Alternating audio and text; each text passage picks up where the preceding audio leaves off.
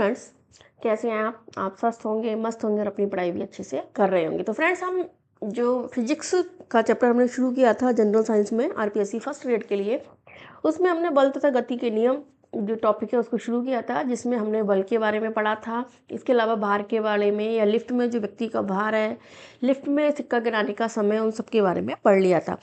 आज हम पढ़ने वाले हैं न्यूटन की गति के नियम। न्यूटन की जो गति के नियम है, न्यूटन ने 3 नियम दिए थे। न्यूटन की गति का प्रथम नियम, सेकंड नियम और थर्ड नियम। तीनों नियम के बारे में हम अलग अलग पढ़ेंगे। डिटेल में थोड़ा सा पढ़ना है, क्योंकि इसके एग्जाम्पल्स भी पूछे जा सकते हैं।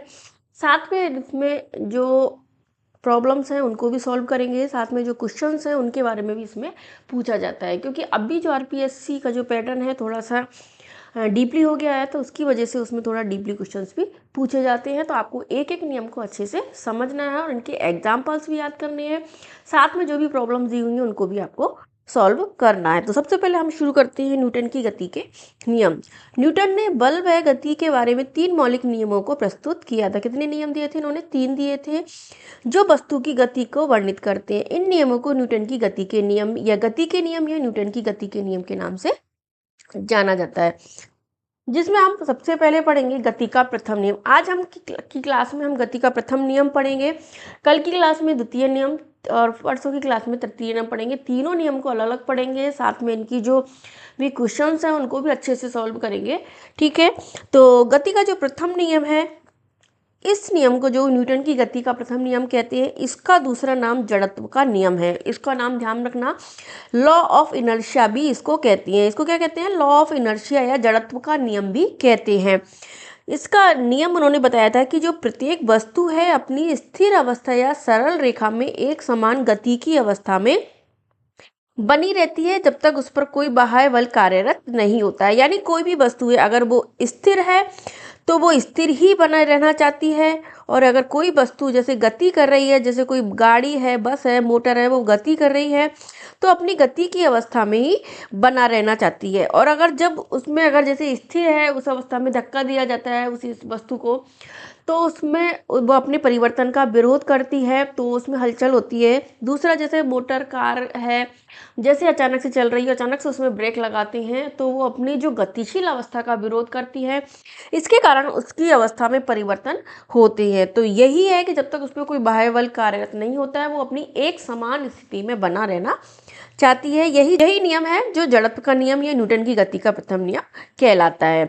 यानी दूसरे शब्दों में हम इसको व्यक्त कर सकते हैं कि सभी वस्तुएं अपनी गति की अवस्था में परिवर्तन का विरोध करती हैं। यानी जैसी अवस्था में है वो वैसी ही अवस्था में रहना चाहती है, चाहे स्थिर हो, गतिशील हो, किसी दिशा में चल रही हो, वो जैसी अवस्था में है वैसी में रहती हैं। जैसे ही हम परिवर्तन करते हैं तो उनमें वो अपने परिवर्तन का विरोध करती है। जैसे आप गाड़ी, खड़ी गाड़ी है, जैसे मोटर बस खड़ी है, आप उसमें खड़े हैं, फिर बस अचानक से चलती है तो आप आगे की ओर झुक जाते हो।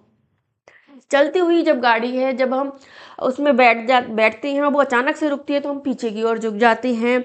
और या फिर एक साइड से अब जैसे गाड़ी है अपनी टर्न लेती है, कहीं से मुड़ती है, तो हम उसके अकॉर्डिंग ही हमारी दिशा भी चेंज होती है। यानी हम भी एक और सीट की ओर झुकते चले जाते हैं। सीट बेल्ट हम लगाते हैं, तो सीट बेल्ट हमारे लिए लगाना क्यों ज़रूरी है, ये सारी जो फिजिक्स की लैंग्वेज में हम देखें तो ये सब जड़त्व के नियम का पालन करती हैं। इसके लिए ये चीज़ें बहुत ज़रूरी होती हैं। इसे ही न्यूटन की गति का प्रथम नियम कहते हैं। यानी किसी भी वस्तु के विराम अवस्था में रहने या समान वेग से गतिशील रहने की जो प्रवृत्ति है उसे हम जड़त्व कहते हैं।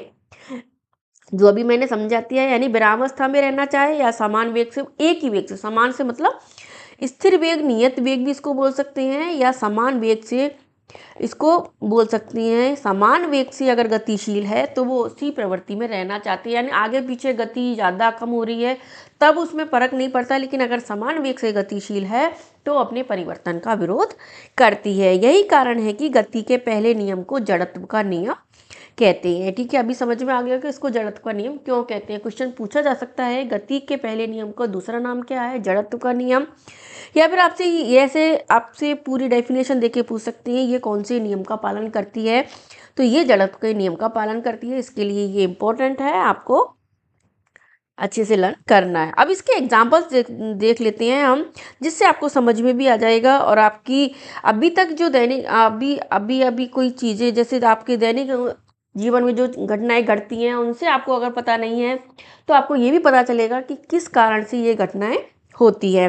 जैसे जब हम मोटर बस में खड़े होते हैं, मोटर बस अचानक चलती है तो हम पीछे की ओर झुक जाते हैं। आपने कई बार देखा होगा ना कि जैसे आप खड़े हो, एकदम से बैठे हो और अचानक से बस चलती है, तो जब हमें आप पीछे की ओर अपनी आपको झुक जाते हैं, अपने आप ही हमारा झुक जाता है। ये क्यों होता है इसका भी एक्सप्लेनेशन हम देख लेते हैं कि जब मोटर बस की अचानक गति में आ जाने पर हमारा जो पैर है वो मोटर बस के संपर्क में रहता है, और जब वो गति में आता है लेकिन जो ऊपर शरीर का भाग है वो जड़त्व के कारण इस गति का विरोध करता है। इसके लिए हम पीछे की ओर झुक जाते हैं। यानी जैसे कोई ये बस है, इस बस के अंदर हम बैठे हुए खड़े हुए हैं, तो जैसे ये बस चलती है, इस बस के चलने के साथ ही हमारा पाँव भी चलता है, लेकिन हमारे शरीर का ऊपर का जो हिस्सा होता है वह गति करने का विरोध करता है। वो जो अवस्था में है, स्थिर अवस्था में बना रहना चाहता है। इसके लिए हम पीछे की ओर झुक जाते हैं। ये इसका अब आपको ये आगे से समझ में आ गया होगा कि हम क्यों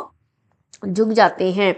तो ये जड़त्व के नियम का पालन करते हैं। आपको ये भी ध्यान रखना है, एग्जाम्पल से भी पूछ सकते हैं कि कौन से नियम का पालन करती है, या फिर ये एग्जाम्पल देख के आपसे स्टेटमेंट भी पूछ सकते हैं कि किस कारण से ऐसा होता है। जब कोई मोटर कार तीव्र गति के साथ किसी तीक्ष्ण मोड़ पर मुड़ती है तो हम एक और झुकने लगती हैं। ये भी एक नियम है कि जैसे आपकी गाड़ी है, जैसे आपकी बस जा रही है, वो ऐसे टर्न लेती है, तो हम भी व्यक्ति भी जो होता है वो उसी दिशा में उसके अकॉर्डिंग इस तरह से झुकता चला जाता है, उसी दिशा में झुकता है। वो किस कारण से होता है, ये भी जड़त्व के नियम को समझाता है। ये ना, ये तीनों नियम अलग अलग है। जड़त्व के 3 नियम है, स्थिर अवस्था का नियम, गति की अवस्था का नियम और दिशा का नियम। ये एग्जाम्पल्स उस नियम का पालन करते हैं जिन्हें हम आगे देखेंगे। हमारा शरीर अपनी एक सरल रेखीय गति को बना रखना चाहता है। मतलब हम जैसे एक गति है, सरल रेखा में चल रहे हैं, तो हम उस तरह से चलना चाहते हैं। लेकिन जैसे ही मोटर कार की दिशा बदलती है तो इंजन के द्वारा एक असंतुलित बल लगाया जाता है, और हमारे शरीर में जड़त्व के कारण हम सीट के एक और झुक जाते हैं। इसके कारण जैसे असंतुलित बल हमारे ऊपर लगता है तो कार के साथ साथ हम भी एक और झुक जाते हैं, यानी हम ऐसे आगे की ओर झुक जाते हैं। तो आपको ये भी समझ में आ गया कि तीक्ष्ण मोड़ पर मुड़ती है तो किसके कारण होती है, जड़त्व के कारण ही हम एक और झुकते हैं। 2 एग्जाम्पल आपने देख लिए। तीसरा इसका एग्जाम्पल है कि जब गाड़ी चलती है, यानी चली हुई जब गाड़ी है वो अचानक से रुकती है तो उसमें बैठे यात्री आगे की ओर झुकते हैं। जैसे आपने कभी आप कार वगैरह में बैठे हो, बस में बैठे होंगे, तो आपने देखा हो कि जैसे आप चल रहे हो वैसे अचानक से ब्रेक लगाते हैं गाड़ी में, तो आप ऐसे जैसे आप अपनी स्थिति में बैठे हो उस स्थिति से ये आगे की ओर झुक जाते हो, इस तरह से आगे की ओर झुक जाते हो। तो वो किस कारण से होता है, वो भी जड़त्व के नियम के कारण ही होता है। सीट के सापेक्ष हम तब तक विरामावस्था में रहते हैं जब तक कि मोटर गाड़ी को रोकने के लिए ब्रेक न लगाई जाए। यानी जब तक विराम एक ही गतिशील अवस्था में चलते रहते हैं जब तक उस पर कोई ब्रेक नहीं लगता है। ब्रेक लगाए जाने पर क्या होता है कि जो गाड़ी के साथ सीट भी विराम अवस्था में आ जाती है। भाई जैसे ही मोटर गाड़ी रुकी वैसे ही उसकी जो सीट है वो भी विराम अवस्था में आ गई, लेकिन हमारा जो शरीर होता है वो हमारे गतिज अवस्था में ही बने रहना चाहता है। इसके कारण हम जैसे ही सीट अपनी स्थिति को चेंज करती है हम आगे की ओर झुक जाते हैं। तो इन 3 जो एग्जाम्पल है, इंपॉर्टेंट एग्जाम्पल है जो जड़त्व के तीनों नियम, जड़त्व के नियमों का पालन करते हैं। गति के प्रथम नियम का पालन करती है जो बताती है कि जो वस्तु जैसी स्थिति में होती है, चाहे वो स्थिर हो या एक समान गतिशील हो, वो उसी अवस्था में बना रहना चाहती है, उसके अपने परिवर्तन का विरोध करती है।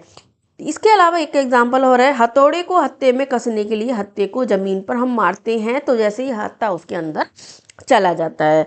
तो इससे क्या कंक्लूजन निकला हमारा कि एक वस्तु तब तक अपनी विरामावस्था में रहेगी जब तक उस पर कोई असंतुलित बल नहीं लगा हो, जब तक उस पर कोई बाह्य बल नहीं लगाया जाता है, जब तक वस्तु अपनी विराम अवस्था में, जैसे स्थिर अवस्था, गतिशील अवस्था, दिशा अवस्था, इन सबको ही विराम अवस्था कहते हैं, उसी अवस्था में बना रहना चाहती है। ये भी ध्यान रख लेना, इंपॉर्टेंट है, पूछ सकते हैं जड़त्व के नियम का पालन, तो स्टेटमेंट के रूप में आपसे पूछ सकते हैं।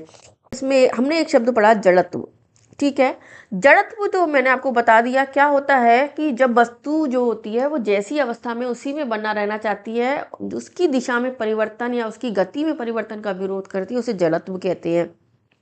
लेकिन जड़त्व का क्या इस पे भी भार पे फर्क पड़ता है कि जैसे कोई वस्तु भारी है तो उसका जड़त्व अधिक होगा, कोई वस्तु हल्की है तो उसका जड़त्व अधिक होगा या कम होगा। इस तरह से जैसे बस है, ट्रक है, कार ले लो तो कार कम भारी है, ट्रक सबसे भारी है, बस कम भारी है, तो इन सब में जड़त्व किसका सबसे अधिक होगा या सबका समान होगा, ये हम आगे देखने वाले हैं। तो मैं आपको बता दूं कि जो जड़त्व है वो द्रव्यमान का समानुपाती होता है, यानी जिसका द्रव्यमान कम है उसका जड़त्व भी कम होगा, जिसका द्रव्यमान सबसे अधिक है उसका जड़त्व भी सबसे अधिक होगा। तो जड़त्व और द्रव्यमान एक दूसरे के समानुपाती होते हैं। तो इसको हम देख लेते हैं थोड़ा सा डिटेल में। प्रत्येक वस्तु अपनी गति की अवस्था में परिवर्तन का विरोध करती है, ठीक है, चाहे वह विराम अवस्था में हो, गतिशील हो, वह अपनी मूल अवस्था को बनाए रखना चाहती है, यानी जैसी अवस्था में वो है उसी को बनाए रखना चाहती है। इस गुण को हम जड़त्व कहते हैं, जो हमने पहले भी देख लिया, इसको अच्छे से इन्होंने परिभाषा में समझा दिया। यानी वस्तु का यह गुण ही उसका जड़त्व कहलाता है। सभी वस्तुओं का जड़त्व समान नहीं होता है, ध्यान रखना कि कोई भी वस्तुओं का जड़त्व सभी का समान नहीं होता है, यानी कोई वस्तु हल्की है, भारी है, सबका जड़त्व है वो अलग अलग होता है। इसमें एनसीईआरटी में एग्जाम्पल से समझा रखा है जो आपको ध्यान रखने हैं। पुस्तकों से भरे बक्से को धक्का देने की अपेक्षा खाली बक्से को धक्के देना आसान होता है। यानी कोई चीज़ भारी भरकम है जिसके अंदर कोई बॉक्स में, जिसके अंदर काफ़ी सारे बॉक्स भरे हुए हैं, उसको धक्का देना थोड़ा मुश्किल है, जबकि जो खाली बॉक्स है उसको धक्का देना आसान होता है। क्यों? उसका जड़त्व, उसका द्रव्यमान कम है, जिसका द्रव्यमान कम है उसका जड़त्व भी कम होता है, और जिसका द्रव्यमान ज़्यादा है उसका जड़त्व ज़्यादा है। इसके कारण वो इसका कम विरोध करती है, और हल्की वस्तु उसका कम विरोध करती है, जबकि भारी वस्तु उसका ज़्यादा विरोध करती है। हम एक फुटबॉल को किक लगाते हैं तो वो दूर चली जाती है, जबकि उतने ही बल से हम किसी बड़े पत्थर पर किक लगाएं तो वह हमारा हमसे खिसकता भी नहीं है, क्योंकि जो बड़ा पत्थर है उसका द्रव्यमान अधिक है तो उसका जड़त्व भी अधिक होगा। जैसे ही हम 5 रुपए के सिक्के के स्थान पर यदि कम द्रव्यमान के सिक्के का प्रयोग करें तो उसी क्रिया को करने में हमें कम बल की आवश्यकता होती है। यानी कोई भी चीज़ लो, अगर 5 रुपए के सिक्के को आप ऐसे सरकाने की कोशिश कर रहे हो तो इसके अलावा उसकी तुलना में जो 1 रुपए का सिक्का है वो जल्दी खिसक जाता है, क्योंकि उसका द्रव्यमान कम होता है। एक ठेला गाड़ी को चलाने के लिए जितने बल की आवश्यकता होती है उतनी बल यदि किसी रेलगाड़ी पर लाए तो भी वह खिसकता नहीं है। क्यों? क्योंकि ठेला गाड़ी की तुलना में रेलगाड़ी अपनी गति में कम परिवर्तन चाहती है। क्यों चाहती है? क्योंकि उसका द्रव्यमान अधिक होता है। रेलगाड़ी का जड़त्व ठेला गाड़ी से अधिक होता है, यानी जड़त्व और द्रव्यमान एक दूसरे के साथ साथ काम करते हैं। तो इससे हमें पता चलता है कि जो भारी वस्तुएं हैं उनका जड़त्व अधिक होता है। ध्यान रखना, भारी वस्तुओं का जो जड़त्व होता है वो अधिक होता है और हल्की वस्तुओं का जड़त्व कम होता है। जिसे अब द्रव्यमान के साथ हम ऐसे समझा सकते हैं कि किसी वस्तु का जड़त्व उसके द्रव्यमान से मापा जाता है, यानी किसी वस्तु का जड़त्व ज़्यादा है या कम है हम कैसे माप सकते हैं? द्रव्यमान के द्वारा माप हो सकते हैं, क्योंकि द्रव्यमान हमें दिखाई देता है, जड़त्व दिखाई नहीं देता है। तो द्रव्यमान इज प्रोपोर्शनल टू जड़त्व होता है, यानी जिस वस्तु का द्रव्यमान जितना होता है उसका जड़त्व उतना ही अधिक होगा। यानी जो हल्की वस्तु है उसका जड़त्व कम होगा और भारी वस्तु है उसका जड़त्व है वो अधिक होगा, क्योंकि उसको खिसकाने में अधिक बल की आवश्यकता होगी। यानी किसी भी वस्तु का जो जड़त्व है उसका वह प्राकृतिक गुण है जो उसकी विराम या गति अवस्था में परिवर्तन का विरोध करती है, इसलिए वस्तु का द्रव्यमान उसके जड़त्व का माप होता है। यानी वस्तु का जो जड़त्व है वो उसका एक प्राकृतिक गुण होता है जो उसकी विराम अवस्था या गति अवस्था में परिवर्तन का विरोध करती है और जो वस्तु के द्रव्यमान पर निर्भर करता है। जैसे एक ट्रेन है, ट्रेन का द्रव्यमान बहुत अधिक है, बहुत भारी होती है, तो उसको खिसकाना हमारे लिए मुश्किल है। लेकिन एक छोटी सी जैसे गाड़ी है बच्चों की टॉयज़ में साइकिल मान लेते हैं, तो उसको सरकाना हमारे लिए बहुत आसान है, क्योंकि उसका द्रव्यमान बहुत कम होता है। तो ध्यान रखना, द्रव्यमान और जड़त्व एक दूसरे के समानुपाती होते हैं। इसका मात्रक क्या होता है? किलोग्राम से हम इसको व्यक्त कर सकते हैं। मात्रक ध्यान रखना, पूछ सकते हैं मात्रक क्या, किलोग्राम से व्यक्त करते हैं। तो हम देखते हैं जड़त्व के प्रकार, यानी जड़त्व कितने प्रकार का होता है। हमने ये तो देख लिया कि गतिशील भी होता है, विराम स्थिर भी होता है, लेकिन जो परिवर्तन का विरोध करती है तो उसके आधार पर जड़त्व कितने प्रकार के होते हैं। तो एक स्थिर अवस्था का जड़त्व होता है, गतिशील अवस्था का जड़त्व होता है, और एक दिशा की अवस्था का जड़त्व होता है। यानी जड़त्व को हम 3 तरह से कैलकुलेट कर सकते हैं या 3 तरह से इसको परिभाषित कर सकते हैं। सबसे पहले देखें स्थिर अवस्था का जड़त्व। स्थिर अवस्था का जड़त्व क्या हो गया कि कोई वस्तु स्थिर है वह स्थिर अवस्था में ही बने रहना चाहती है और जब तक उस पर कोई बाह्य बल कार्यरत नहीं होता है। यानी अगर कोई वस्तु स्थिर अवस्था में है, वो स्थिर अवस्था में रहने पर रहती है, लेकिन अचानक से अगर उसमें कोई परिवर्तन गति करते हैं हम, तो उसमें परिवर्तन का वो विरोध करती है और उस पर बाह्य बल कार्यरत नहीं हो तब तक वो परिवर्तित नहीं होती है। का एग्जाम्पल दे रखा है, एक तो किसी तीव्र गति की कैरम की गोटी है, उसे टकराकर ढेरी के सबसे नीचे वाली गोटी ही ढेरी से बाहर आती है। जैसे आप कैरम की गोटी जब कैरम खेलते हैं तो आप पूरा ढेर लगाते हो, उसको आपने अगर तीव्र गति से इस ढेर पर आप बल लगाते हो, यानी आप जैसे ही गोटी को फेंकते हो तो नीचे वाली गोटी निकलकर बाहर आ जाती है और ऊपर की जो गोटी हैं या तो उसी जगह पे ढेर होके गिर जाती हैं, लेकिन वो गोटी इधर उधर भागने की कोशिश नहीं करती हैं। इसका क्या होता है, क्योंकि वो सारी जो गोटियां होती हैं वो स्थिर अवस्था में बने रहना चाहती है। इसका रीज़न भी दे रखा है एनसीईआरटी में कि नीचे वाली जो गोटी होती है उसके बाहर आने के बाद शेष गोटियां अपने जड़त्व के कारण लंबवत दिशा में नीचे गिर जाती हैं। यानी सीधी, जैसे ये ढेर है, ढेर पे गोटियां होती हैं, इन गोटियों में जब आप इस तरह से नीचे वाली गोटी पर प्रहार लगाते हो तो ये तो बाहर निकल के आ जाती है और ये गोटियां यहीं पे इस तरह से ढेर हो जाती है, क्योंकि वो लंबवत वाले जड़त्व का पालन करती है और स्थिर अवस्था में ही बने रहना चाहती है। ये स्थिर अवस्था का जड़त्व होता है। दूसरा एग्जाम्पल है, अंगुली से ताश के पत्ते को झटका देने पर पत्ते के ऊपर रखा सिक्का नीचे की ओर गिलास में गिर जाता है। यानी एक एग्जाम्पल के रूप में इसको बता रखा है कि जैसे आपने एक गिलास लिया, ठीक है, इस गिलास के ऊपर आपने कोई भी एक ताश का पत्ता रख दिया। हमारे घर पे ताश का पत्ता है, इस ताश के पत्ते के ऊपर आप जब सिक्का रखते हो और इस पर रखने के बाद जब आप इस उंगली से इस ताश के पत्ते को हिलाते हो तो ताश का पत्ता तो निकल के बाहर आ जाता है और जो सिक्का होता है वो इस गिलास के अंदर गिर जाता है। यानी सिक्का जैसे ही आपने इस ताश के पत्ते को गतिशील किया, इस पर कोई बाह्य बल लगाया तो पत्ता तो आके नीचे बाहर गिर जाता है, लेकिन जो सिक्का है वो स्थिर अवस्था में बने रहना चाहता है, इसके लिए वो गिलास के अंदर गिर जाता है। तो यानी वो अपनी गति का या परिवर्तन का विरोध करता है, जो इसमें एग्जाम्पल के रूप में समझा रखा है। जैसे एक गिलास के ऊपर मैंने आपको बता दिया ताश का पत्ता रखा है, इस ताश के पत्ते के ऊपर जैसे सिक्का उन्होंने रखा, 5 रुपये का सिक्का उन्होंने रखा है, और तो ये पत्ता है वो बाहर निकल जाता है, लेकिन जो सिक्का है वो गिलास में गिर जाता है। इसका क्या रीज़न है? इसलिए होता है क्योंकि पत्ते के हटने के बाद भी सिक्का अपनी विराम अवस्था में ही बनाए रखना चाहता है। मैंने बताया ना आपको कि सिक्का अपनी स्थिर अवस्था को बनाए रखना चाहता है, इसके कारण वो पानी के अंदर गिर जाता है, वो ताश के पत्ते के साथ उछलता नहीं है। जिससे आपको समझ में आ गया होगा कि आपसे ये भी क्वेश्चन पूछे जा सकते हैं कि ऐसे एग्जाम्पल देके पूछ सकते हैं इस पर कौन सा जड़त्व पालन करता है, स्थिर अवस्था का, गतिशील अवस्था का। तो आपको ये सारे एग्जाम्पल ध्यान रखने हैं क्योंकि एनसीईआरटी से हैं और आरपीएससी में अभी जो डीपली क्वेश्चन है वो एनसीईआरटी से ही पूछे जाते हैं। तो आपको ये एग्जाम्पल्स, इसलिए मैंने आपको एग्जाम्पल्स को समझाया है, आपको असेसमेंट रीजन के रूप में भी पूछ सकते हैं और आपको डायरेक्ट भी एग्जाम्पल के रूप में क्वेश्चंस के आंसर पूछे जा सकते हैं, इसलिए मैं अलग अलग इनको अच्छे से समझा रही हूँ। तीसरा एग्जाम्पल है, जैसे हम मोटर बस में खड़े होते हैं, मोटर बस अचानक चल पड़ती है तो हम पीछे की ओर झुक जाते हैं। ये मैंने अभी आपको पहले एक्सप्लेनेशन कर दिया इसका। कंबल पर डंडे से प्रहार किया जाए तो धूल के कण अलग हो जाते हैं। जैसे कोई कंबल है, ये कंबल है, इस कंबल में अगर मिट्टी के कण लगे हुए हैं, जैसे ही हम इस पर डंडा मारते हैं तो डंडा मारने के बाद जो धूल के कण है वो इससे अलग हो जाते हैं। क्यों हो जाते हैं? क्योंकि जैसे आप इस पे कंबल पे ये मारते हो तो ये जो कंबल है वो अपनी स्थिर अवस्था बनाए रखना चाहता है, लेकिन जो धूल के कण हैं वो गतिशील अवस्था में आके उससे अलग दूर हो जाते हैं, इसके कारण धूल के कण उससे अलग हो जाते हैं।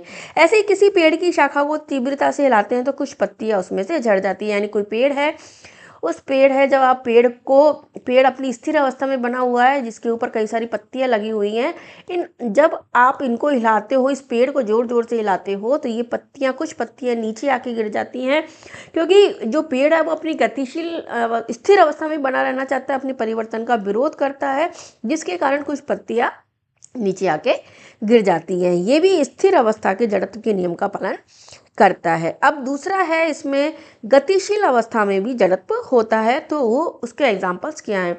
यदि कोई वस्तु गति कर रही है तो वे एक समान वेग से ये ध्यान रखना, एक समान वेग से गति करती रहती है जब तक उस पर कोई वाह्य बल कार्यरत नहीं होता। एक समान वेग, इसको हम नियत वेग भी कह सकते हैं, समान वेग या नियत वेग भी इसको बोल सकते हैं। एक स्थिर वेग से वो गति करती है तो वो अपनी परिवर्तन का विरोध करती है जब तक उस पर कोई बाह्य बल कार्यरत नहीं होता है। जैसे ये चलती हुई गाड़ी है, उसमें अचानक रुकने पर उसमें बैठे यात्री आगे की ओर झुक जाते हैं। जैसे मैंने आपको अभी बताया कि जैसे मोटर गाड़ी है, कार है, उसमें यात्री बैठे हुए हैं, वैसे ही उस पर अगर ब्रेक लगाई जाती है तो यात्री आगे की ओर झुक जाते हैं, क्योंकि वो अपनी जो गतिशील अवस्था है उसका विरोध करती है। स्थिर अवस्था में आने पर उसमें परिवर्तन होता है, इसके लिए वो आगे की ओर झुक जाते हैं। इसके अलावा कार में ब्रेक लगने पर घायल होने से बचने के लिए हम सीट बेल्ट का उपयोग करते हैं, क्योंकि गतिज अवस्था के जड़त्व का पालन किया जाता है। क्यों?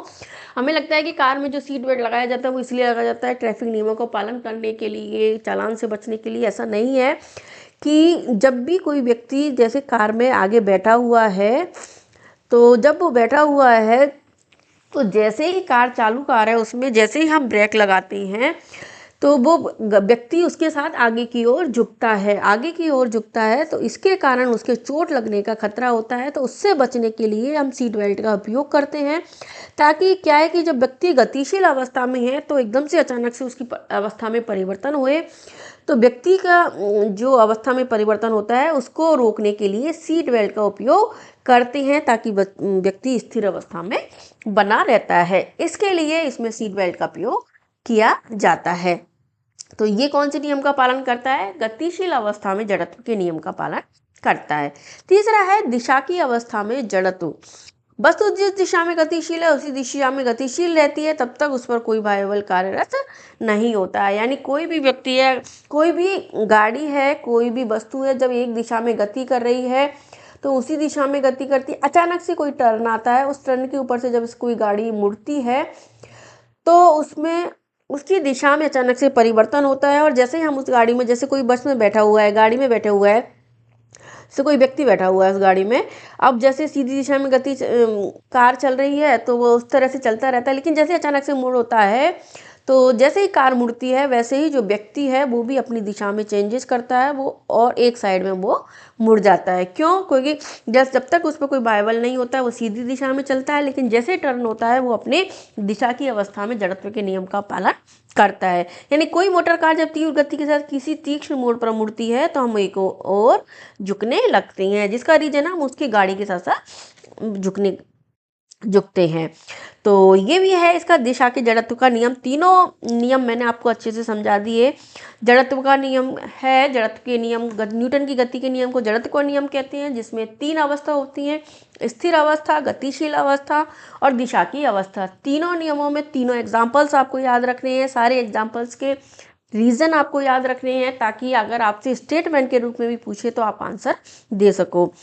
लास्ट में इससे क्या निष्कर्ष निकलता है ये भी उन्होंने बताया था कि जब गति का प्रथम नियम हमें क्या बताता है कि जब कोई असंतुलित बहावल किसी वस्तु पर कार्य करता है तो उसके वेग में परिवर्तन होता है, अर्थात वस्तु त्वरण प्राप्त करती है। यानी क्या नियम से हमारे क्या निकला कि कोई भी वस्तु अपनी जो स्थिर अवस्था है उसमें बनी रहती है, लेकिन जैसे ही उस पर कोई बल कार्य करता है तो वस्तु की जो वेग होती है, वेलोसिटी होती है, उसमें परिवर्तन होता है, उसमें गति होती है।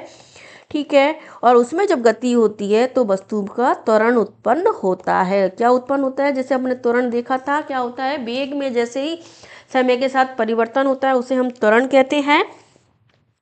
तो इसको नियम को गणितीय रूप में इस तरह से समझाया जाता है कि जो बल जब किसी वस्तु पे लगता है तो उसमें वेग में परिवर्तन होता है, यानी जैसे कोई कार है खड़ी है, जैसे ही आप पे उसने बल लगाया है, आपने उसको स्टार्ट किया, उसके वेग में परिवर्तन हुआ, उसमें वेग में जब परिवर्तन होता है तो उस वस्तु में त्वरण उत्पन्न होता है, यानी उस कार में त्वरण उत्पन्न होता है। ये आगे आपको आगे समझाया जाएगा, जब पहले सेकंड नियम हम पढ़ेंगे संवेग संरक्षण का नियम, उसके बाद इससे आपको क्वेश्चन जो पूछा जा सकता है या फिर इसका जो गणितीय फॉर्मूला है वो आपको बताएंगे। तो इसके लिए पहले हमको सेकंड नियम पढ़ना है। बस आपको ये ध्यान रखना है कि गति का प्रथम नियम में क्या बताता है कि कोई भी असंतुलित बल जब किसी वस्तु पर कार्य करता है तो उसके वेग में परिवर्तन होता है, अर्थात वस्तु त्वरण प्राप्त करती है। यानी वेग में परिवर्तन बल है, इस बल के द्वारा अगर कोई वस्तु के वेग में परिवर्तन होता है, ध्यान रखना, अगर वेग में परिवर्तन होता है तो त्वरण आता है उसमें, ठीक है। लेकिन अगर वेग में परिवर्तन नहीं होता है, यानी वेग में परिवर्तन शून्य है, तो उसका त्वरण भी शून्य होगा और उसका जो बल है वो भी शून्य ही होगा। क्यों होगा? क्योंकि जब कोई किसी वस्तु पर स्थिर वेग से गति कर रही है तो उस पर कोई बल नहीं लग रहा है, बल नहीं लग रहा है तो उसमें कोई परिवर्तन नहीं है, और परिवर्तन नहीं है तो उसमें बल त्वरण भी में परिवर्तन नहीं है, यानी उसका बल भी शून्य, क्योंकि ये तीनों एक दूसरे से जुड़े हुए होते हैं, बल, वेग और त्वरण। तो आज की क्लास में हमने देख लिया न्यूटन की गति का प्रथम नियम है, इसके एग्जाम्पल्स, इसकी लैंग्वेज, इसकी डेफिनेशन अच्छे से पढ़ लेना, क्योंकि इसमें से जो क्वेश्चन पूछे जाएंगे वो इस तरह से स्टेटमेंट के रूप में ही आपसे पूछे जा सकते हैं। कल की क्लास में हम पढ़ने वाले हैं न्यूटन की गति का दूसरा नियम, जिसे संवेग संरक्षण का नियम भी कहते हैं। ये नियम, दूसरा नियम थोड़ा सा डिटेल में बता रखा है, इसका कैलकुलेशन फॉर्मूला है, इसके ऊपर कई सारे एग्जाम्पल्स भी दे रखे हैं, इसकी प्रॉब्लम्स भी कई बार पूछी जा चुकी हैं, तो इनके बारे में हम सबके बारे में डिटेल से कल की क्लास में पढ़ेंगे। तो अगर आपको वीडियो अच्छी लगी तो प्लीज़ वीडियो को लाइक कर दो, चैनल को सब्सक्राइब कर लो और भी लोगों को शेयर करो, ताकि उन्हें भी इस क्लास का फ़ायदा मिल सके। मैं कोशिश कर रही हूँ फिजिक्स की हर टॉपिक को अच्छे से आराम से समझाने की, क्योंकि फिजिक्स को समझना थोड़ा सा डिफ़िकल्ट होता है। तो मिलते हैं अगली क्लास में। Thank you.